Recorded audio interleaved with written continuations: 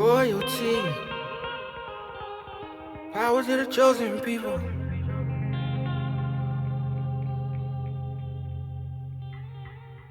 Hello, I am making this video because I've been posting information online and I know it's hard to grasp information when it's just put right in front of you and you've had no background or you have no understanding, or once again, you don't understand the tone in which the person is putting forth the information. Let me start first by saying, not racist. By saying something that's true doesn't make me racist. It makes truth truth. Now, how our brains process that information is not necessarily up to me. It's up to the person who's receiving the information and having an issue or experiencing cognitive dissonance in processing information that might be contrary to what they were commonly held to believe. So, I want to cover something that I think really needs to be covered. First thing, I know when you look at me, you see an African American. I'm not two continents and a color. Doesn't describe me. Doesn't describe anybody for that matter. That's just like saying like a person is an Asian American. Like, where are they from in Asia? Most of them know. You say a European American. Well, where are you from in Europe? Most of them know. But when I say I know where I come from, I'm looked at as crazy, and it's not how we should be responding to truth, especially people who are conscious or walking in Torah or reading the truth. We know we don't omit things just because we don't agree with them. So, laying that down. When I speak of people who are of color, or if I say black, I already explained this, like my shirt's black. There's not that many black people on the planet. So we're talking about people of color who have been named black people because that is what European society has chosen to name us, and we've embraced it. So I want to get right into it. I don't want to start with the preliminaries. I posted a statement saying that the original Hebrews were black. So I say black because whenever you think of black, you think of a particular group of people. I'm talking about those people. When you say African or when you say Nigerian, you're talking about those people. But when you say black, you're thinking about a displaced, ex-slave type of people. Those are the ones I'm talking about. When I say black, I'm talking about Aborigines. When I say black, I'm talking about the original Native Americans. When I say black, I'm talking about the original South Americans. When I say black, I'm talking about the people on the islands who the European society has labeled as black because they looked at the color of their skin and gave them a name. They didn't call them the brown peoples. They didn't call them the tan peoples. They called them black. There's actually an excerpt from Christopher Columbus's journal. And when he saw the Native Americans, when he was coming up to the coastline, he said it looked like the coastline had been scattered with coal. So these are black people like you've chosen to label them. So I'm going to refer to them as that because it puts a particular people in your mind. And those are the people that I'm trying to put in your mind when I'm talking about this. I made a statement that prophecy shows that the original Hebrews, the people who are in our Bibles, are people of color or black people. And I got some weird feedback. Like I was saying something that like I didn't mean to say, or I said it on accident or something. I don't know. I meant to say what I said. And the reason why I say prophecy points to it is because it's in our Torah, which is the first 5 books of the Bible. And everything matches up with Torah, or it's not valid scripture. Anybody who's come to the truth understands that everything in the Bible is valid and it's necessary. When I said these prophecies point to who the children of Israel were, people were like, that can be anybody. I'm like, no, it can't be. No, it can't. And this is why. Saying prophecy does not show who the people are Elohim, who the people of Elohim are, or people of God are, is like saying the prophecy of the Messiah doesn't matter. It was pivotal that we knew who the Messiah was, and there were markers placed or taves, if you want to call that, olive taves all throughout Scripture to show which things were pointing to the Messiah. When you take on that kind of mindset, you leave a door open for deception and potential blaspheme. Saying a portion of the Bible isn't valid to verify history, or that it isn't valid for evidence, and you say you believe the Bible, is ridiculous. Just like prophecies point to Messiah, and the lineage was used to verify his claim to be so, the same is true for the children of Israel. Just like no one could claim to be Messiah without fulfilling the prophecies and types associated with that title, no one can claim to be the children of Israel without fulfilling the types and the prophecies that point to who they were. Let me show you. I'm going to read just a small portion. This is from Deuteronomy. It's in our Torah, first 5 books of the Bible. And I'm going to read just a couple of verses. And it says, and it's talking about the blessings and cursings. So we're in 28. It says, but it shall come to pass, if you will not hearken unto the voice of Yahuwah your Elohim, to observe to do all his commandments and his statutes which I command you this day, that all these curses shall come upon you and overtake you. So he goes on. I want you to go back and read this. But he goes on a list, curses. I'm going to pick out a couple of them. Actually, you know what? I'm going to read the whole thing. It says, cursed shall you be in the city, and cursed shall you be in the field. Cursed shall your basket and your store. Cursed shall be the fruit of your body, and the fruit of your land, and the increase of your kind, and the flocks of your sheep. Cursed shall you be when you come in, and cursed shall you be when you go out. Yahuwah shall send upon you cursings and vexation and rebuke in all that you set your hand unto for to do, until you be destroyed and until you perish quickly, because of the wickedness of your doings, whereby you have forsaken me. Yahuwah shall make the pestilence cleave unto you until he have consumed you off the land, whether you go to possess it. Yahuwah shall smite you with consumption, and with a fever, and with inflammation, and with an extreme burning, and with the sword, and with blasting, and with mildew. And they shall pursue you until you perish. And your heaven that is over your head shall be brass, and the earth that is under you shall be iron.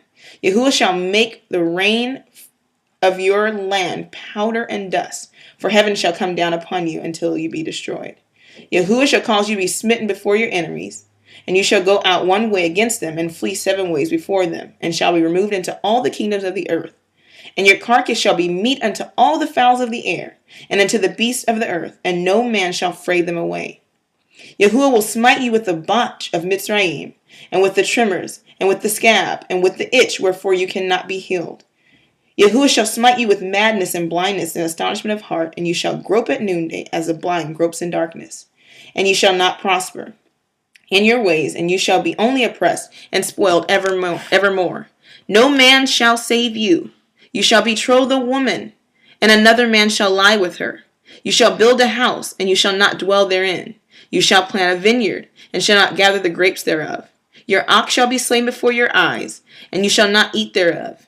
Your ass shall be violently taken from you before your face, and shall not be restored to you.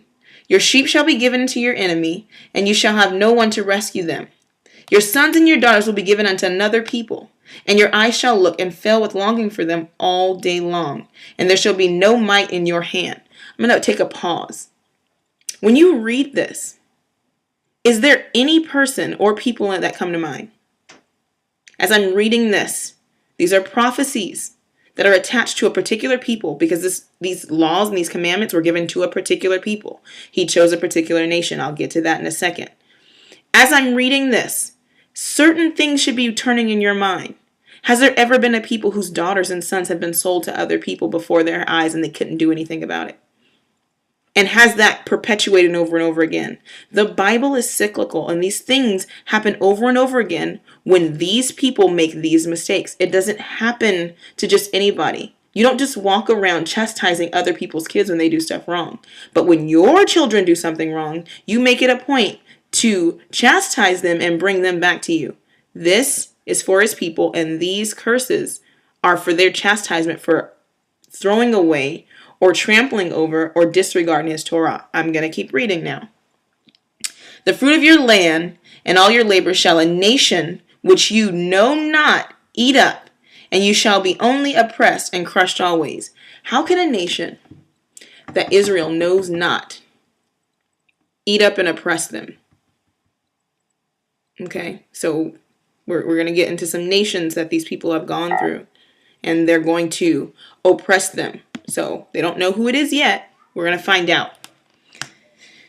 Yahuwah shall smite you in the knees and in the legs with a sore botch that cannot be healed from the sole of your foot unto the top of your head. Yahuwah shall bring you and your king, which you shall set over you, unto a nation whether you nor your forefathers have known, and there you shall serve other Elohim, wood and stone. Okay? And you shall become an astonishment. This is not a good thing, an astonishment. Astonished in how the heck did this happen when these are Yah's people. A proverb, not a proverb like a good thing. No, you're going to be a proverb, meaning people are going to use you as an example and talk about you negatively for this. And a byword like nigger, coon, spook, these things that are not only in America that people of color are called these things. They're called it all over. All these people who carry these curses all over have become bywords. They're oppressed. They're looked down upon. Okay. And it says, but among all the nations, whither Yahuwah shall lead you. All the nations. So it's going to be more than one nation. You shall carry much seed out into the field and gather but little, for the locust shall consume it. You shall plant vineyards and dress them, but shall neither drink the wine nor gather the grapes, for the worm shall eat them. You shall have olive trees throughout all your coasts, but you will not anoint yourselves with the oil, for your olive shall cast its fruit. You shall beget sons and daughters, but you shall not enjoy them. I don't know another people on the planet who have begat sons and daughters, and someone has taken them. If you are not familiar with American slavery, before you argue with me, look it up. If you're not familiar with the slave trade, period, look it up. There's been no other people where you had your children taken from you, and as your breasts were engorged with milk because you just had a baby and it was sold off, you were handed the child of another person to nurse it to health. I don't know another people who that has happened to. Gonna keep reading. For they shall go into captivity. How can babies and sons and daughters go into captivity? I don't see that happening anywhere either. Stay with me. All your trees and fruit of your land shall the locust consume. The stranger that is within them you shall get up above you very high, and you shall come down very low. He shall lend to you, and you shall not lend to him. He shall be the head, and you shall be the tail. Moreover, all these curses shall come upon you, and shall pursue you and overtake you, till you be destroyed, because you hearken not unto the voice of Yahuwah Elohim, to guard his commandments and his statutes which he commanded you. He gave his commandments to a people. The people don't listen to his commandments. All these things are supposed to happen to them. Stay with me. And they shall be upon you. You. It didn't say it should be upon everybody. He's talking to a specific people. As it's being said, it's being spoken to a specific people. He says, and they shall be upon you for a sign and a wonder. Now we know what signs are. The Hebrew word is oath or oat. And it's literally a marker. It's a distinct marker to show something about someone so that they can follow this and know why it's happened. And it should be upon you. Now, if he would have stopped there, I would agree with what everybody has said to me in the past day. But he goes a little bit further. And everybody who is in truth knows that when Yahuwah says something is forever, it means forever. You guys are keeping dietary laws. You're keeping feast days. You're keeping commandments and statutes because he said forever. We're going to hit another forever. And this has to deal with his people and the seed of his people.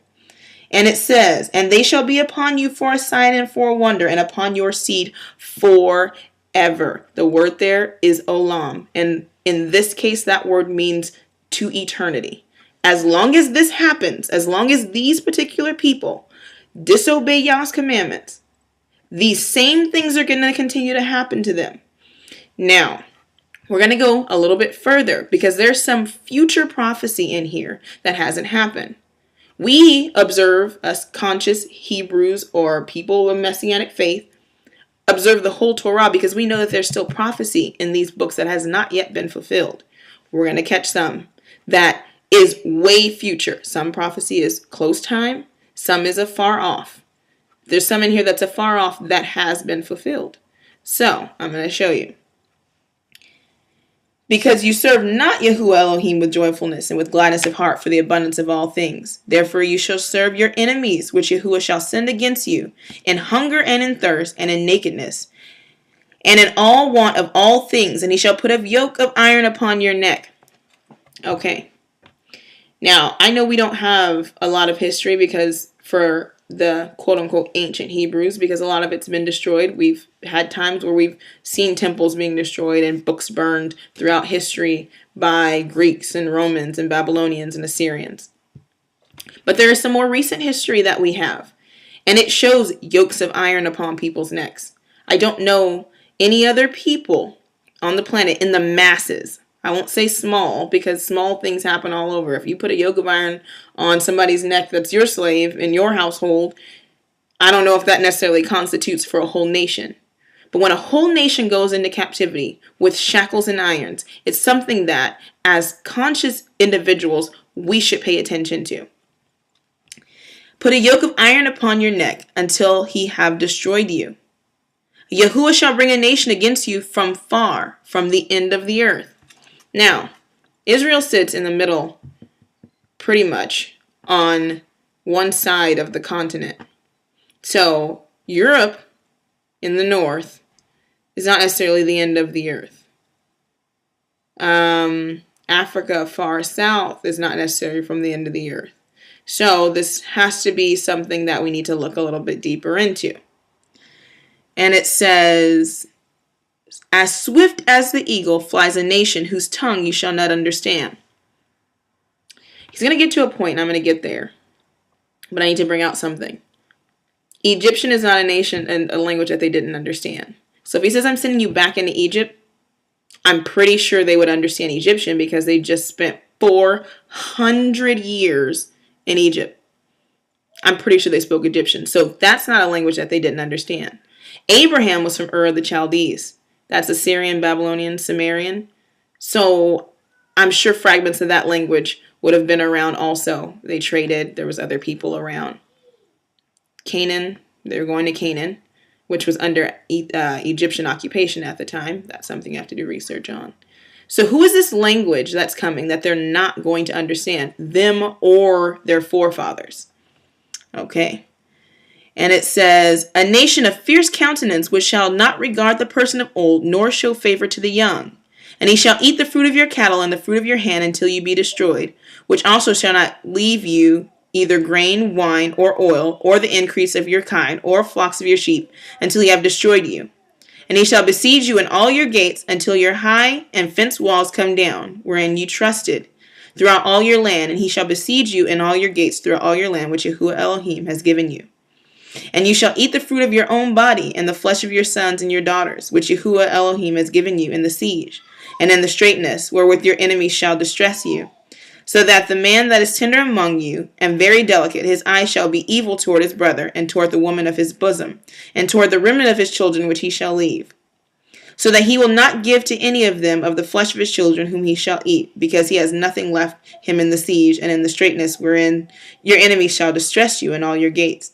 The tender and delicate woman among you, which would not adventure to set the sole of her foot upon the ground for delicateness and tender, her eye shall be evil toward the man of her bosom, and toward her son, and toward her daughter, and toward her young ones that come out from between her feet, and toward her children which she shall bear, for she shall eat, or a better translation is consume them for want of all things secretly in the siege and straitness wherewith your enemy shall distress you in your gates.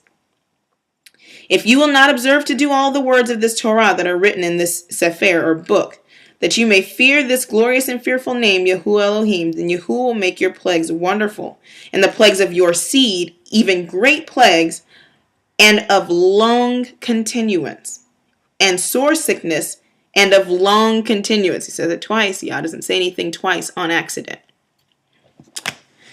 All the distress of Mitzrayim or Egypt, which you are afraid of, they shall cleave unto you, and every sickness and every plague which is not written in the book of this Torah, then will Yahuwah bring upon you until you be destroyed. And you shall be left few in number, whereas you are as the stars of the heaven for multitude, because you would not obey the voice of Yahuwah Elohim. And it shall come to pass, as Yahuwah will rejoice over you to do good and multiply you, so Yahuwah will rejoice over you to destroy you and to bring you to naught. And you shall be plucked from off the land whither you go to possess it. And Yahuwah shall scatter you among all people. People who are scattered among all people are not lost. They're scattered. There's a difference. There's a difference between the people who disappeared or blended and the people that are scattered or sprinkled or spread among all people. Okay, and it says, from one end of the earth even unto the other, and there you shall serve other Elohim, which neither you nor your forefathers have known. And among these nations shall you find no ease, neither shall the sole of your foot have rest. But Yahuwah shall give you there a trembling heart. I don't know any other people on the planet who have had to fear for their lives daily, like the scattered. I'm not just talking about in America. I'm talking about all over. I'm talking about the Dravidian people, the Madagascan people, the remnant that was scattered throughout Africa after the siege of Jerusalem in 70 AD. I'm talking about the people who fled to islands who were spread by a nation that came to their lands to take them off of it. They had been scattered and they had traveled. But then there was another scattering, and we're going to get to this. So we have to read the whole thing. I know it's getting long, but the rest of this is really short. I'm reading this for context. Among these nations shall you find no ease, neither shall the sole of your foot have rest, but Yahuwah shall give you there a trembling heart and failing eyes and sorrow of mind. And your life shall hang in doubt before you, and you shall fear day and night, and shall have none assurance of your life. In the morning you shall say, Would to Elohim it were evening, and at evening you shall say, Would to Elohim it were morning. For the fear of your heart, wherewith you shall fear, and for the sight of your eyes, which you shall see. The things that you're going to see, the things you're going to go through, are going to make you wish the days would pass fast. I don't know any other nation who was subjected to rape and young girls being raped and treated like half a human. I don't know any other people on the planet who were killed. I don't know any other people who were eradicated to zero. I don't know, like the Native Americans, I don't know another people who feared for their lives and were hung from trees and people came to watch lynchings with their children after Sunday church. I don't know another people on the planet who were scattered and were in fear of a nation coming from the north to change their names. I don't know another people like the Filipinos who are called Filipinos because Philip came and conquered the Philippines, but these people have a language similar to the Hebrews. I don't know any other people on the planet. So to say that I'm choosing a people who shouldn't be chosen is absurd because these things fit these scattered people who have been driven off of their land because of disobedience to Torah. Let me keep going. In the verse 68, and Yahuwah shall bring you into Mitzrayim again with ships. By the way thereof I spoke unto you. You shall see it no more again, and there you shall be sold to your enemies for bondmen and bondwomen, and no man shall buy you. This is the kicker. You're going to go into Egypt again with ships. Now, anybody who can think logically and who has read Torah or knows anything about Egypt knows that they walked out of Egypt. Why on Yah's green earth would they need ships to go somewhere that was walking distance from Israel or Canaan where they were heading? Nowadays, you see a barrier between Israel and Egypt, I'm sorry. And that barrier is called the Suez Canal. That is a man-made canal, and it was not there. So you're not going to need a boat to go back somewhere that only got there in the 1900s. Why would they be taking ships to Egypt unless Egypt was meant for something else? Egypt is always a reference in the Bible as the place of bondage. Okay? Also, I know Josephus said that the Jews went back and sold themselves into the salt mines in Egypt. Okay? And that nobody would hire them. Josephus didn't see the American slave trade, and he didn't see cargo ships full of people stacked to the brim with shackles around their necks being shipped all over the world.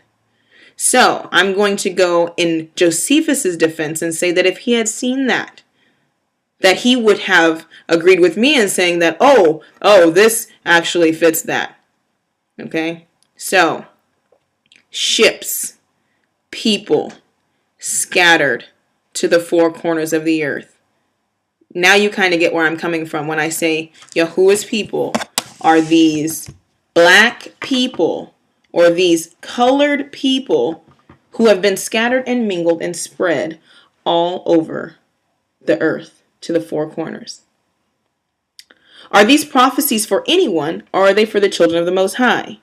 Are the curses for just anyone who doesn't obey Torah, or are they for the people to whom the Torah was given? Let me quote something that Rabbi Shaul Paul says. What advantage hath the Jew, or the Yehudian, or the Hebrew?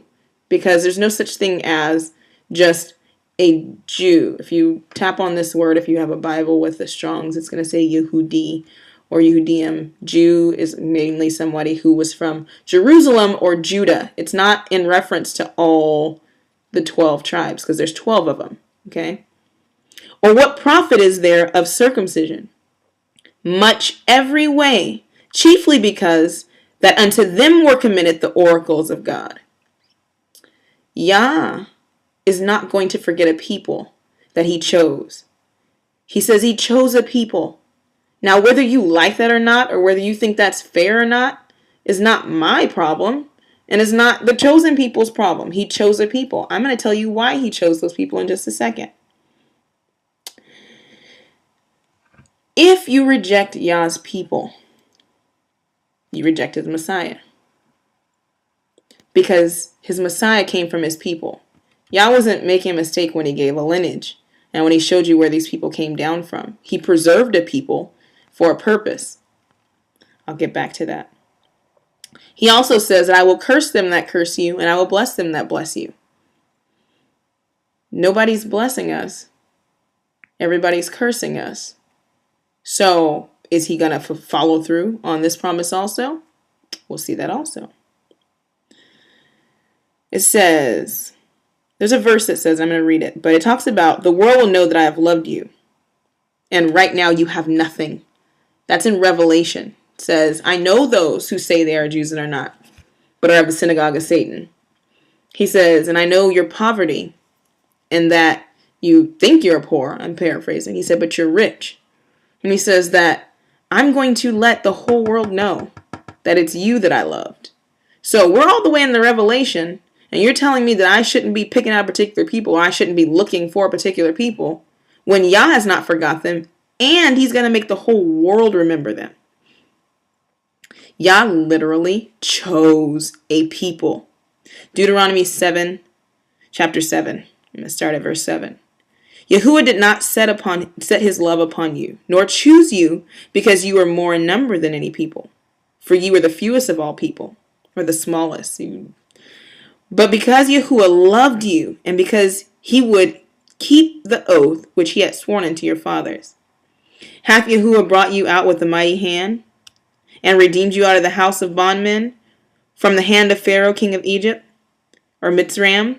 Know therefore that Yahuwah thy Elohim, he is Elohim, the faithful Elohim, which keepeth covenant and mercy with them that love him and keep his commandments to the thousands of generations. He's not forgetting his people. He's not going to forget them. There's one people on the planet. Now, I'm a very, very big stickler that our Elohim, Yahuwah, is a logical Elohim. And that he does things very calculated. If there's one people on the planet that will not or cannot be racist, it would be a person of color.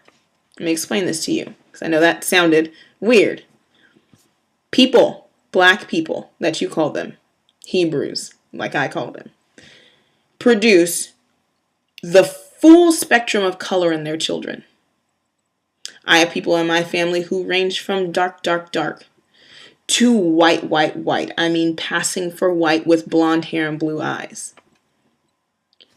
We love them all the same because what we understand is color doesn't matter.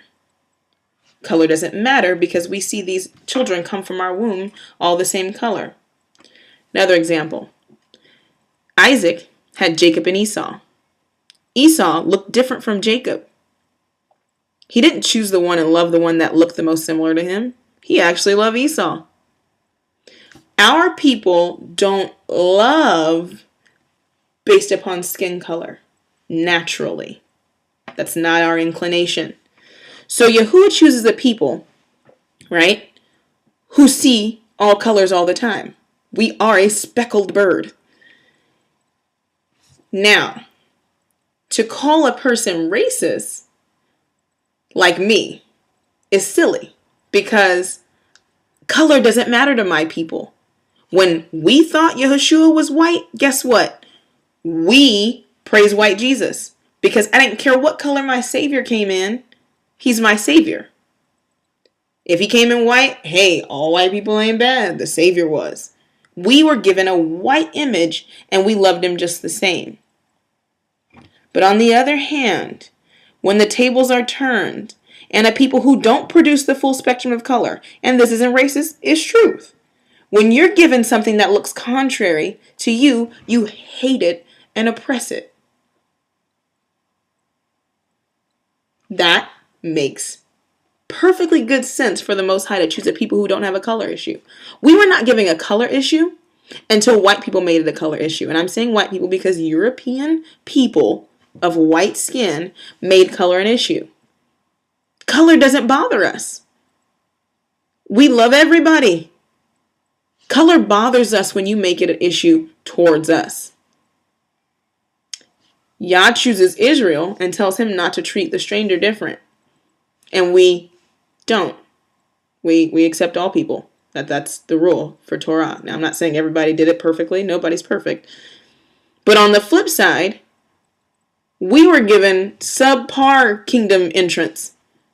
We weren't given equality when we were brought in to the Christian faith or brought into the Messianic faith. We're given an image and saying this is the image and this is who you accept.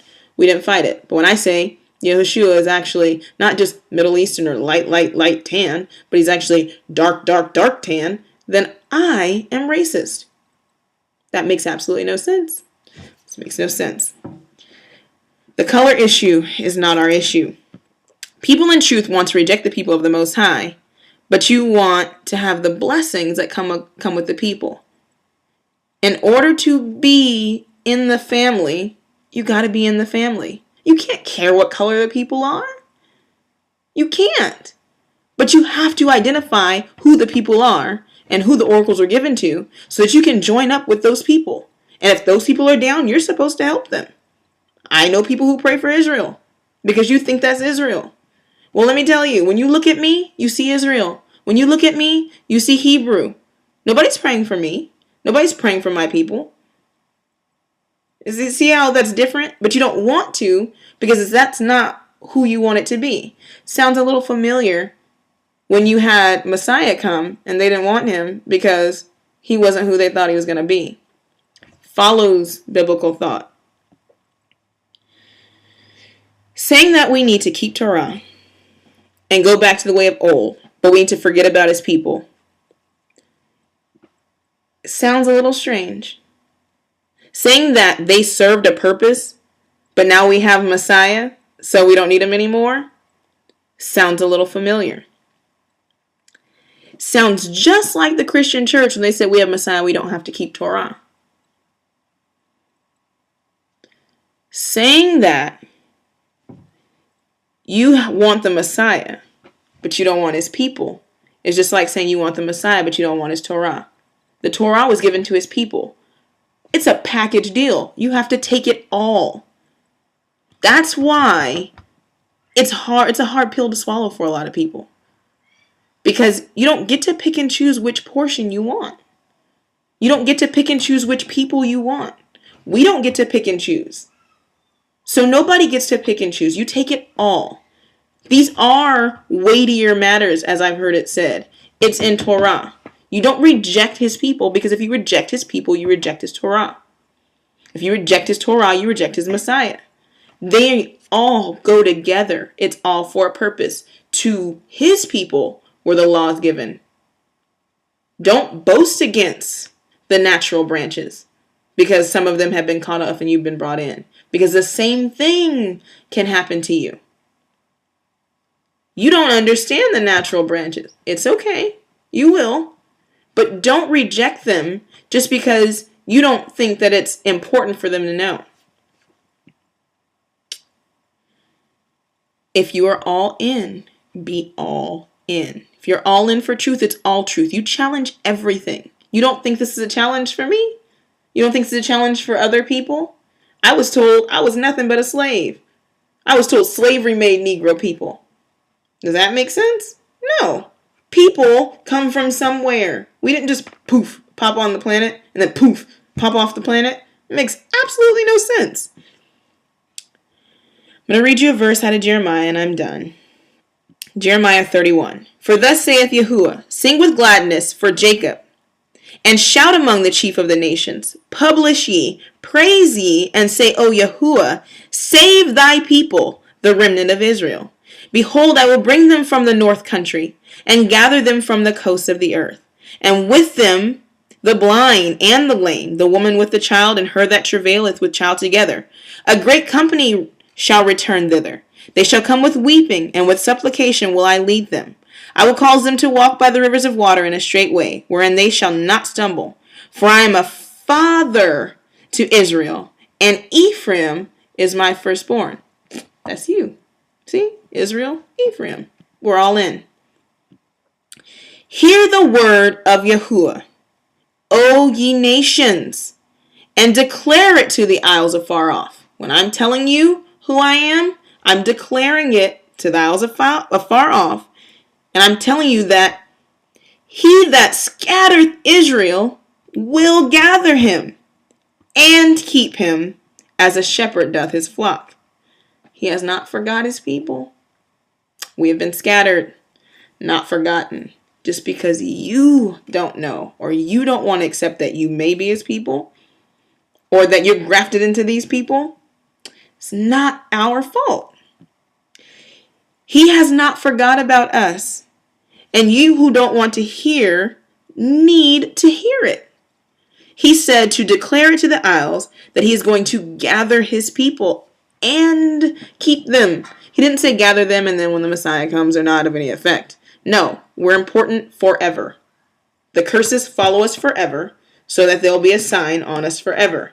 So that when you forget, or when I forget, or when people cause us to forget, they will remember. I'm going to plug in something that you might need to look up. If you go onto a website called Transatlantic Slave Trade, people didn't forget. I'm going to tell you something that's not racist. It's truth. White people don't buy anything and not know where it comes from. It's not their nature. They do things the way they do them for a reason. When they were ready to build a nation, they got the best nation builders. They knew where they were, and they got them. And they changed their names. And they wouldn't let them read. And they wouldn't let them read the Bible. So stop saying the Bible's a white man's book. They don't want you to read the Bible. You get your eyes put out for reading. And then when you could read, they hand you a commentary along with it to keep you blinded. But that's a whole nother topic. What they're starting to find now is slave receipts with people's names on them, which means they can talk. They weren't just monkeys walking around. They knew their names and they knew how to communicate. And if you look up and you just type in Yah and search, it'll show you all the people who got on these ships whose names had Yah in it. It was a part of the custom to put the name of Elohim in the name of his children. If you type L, you'll find all the names of the people who had L attached to them. These were not just any people. They were our people. And they were scattered and being gathered because we have disobeyed and got away from the commandments of the Most High.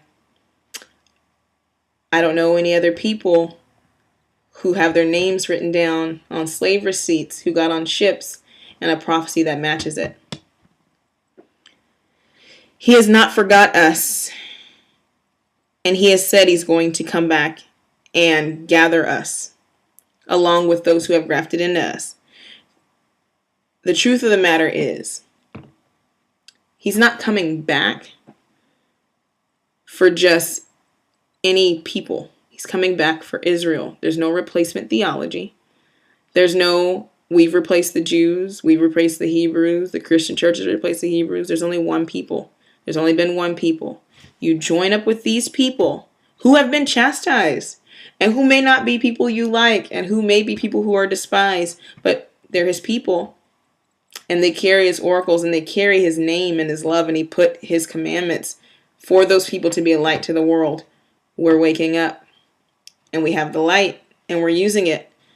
Don't be upset with us that we have the light or that it was given to us, because the good news of the gospel is that the whole world, all the nations, including the Gentile nations and the heathen nations, will hear the wonderful news of Messiah and be grafted into the children of Israel.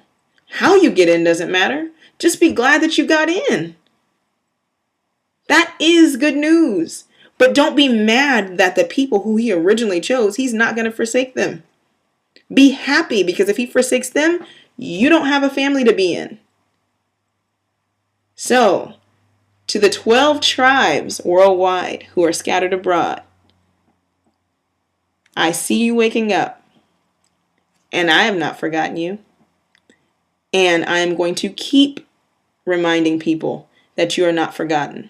There are 144,000 people, preachers, males, who are going to come from all 12 tribes, not lost, scattered. And they're going to wake up and preach the gospel. And they're going to tell people all over about the wonderful news of Hamashiach and his return. And so as you wake up, I just want you to know that we're standing right behind you. And anybody who's grafted in and who understands this truth is standing right behind you. Shalom.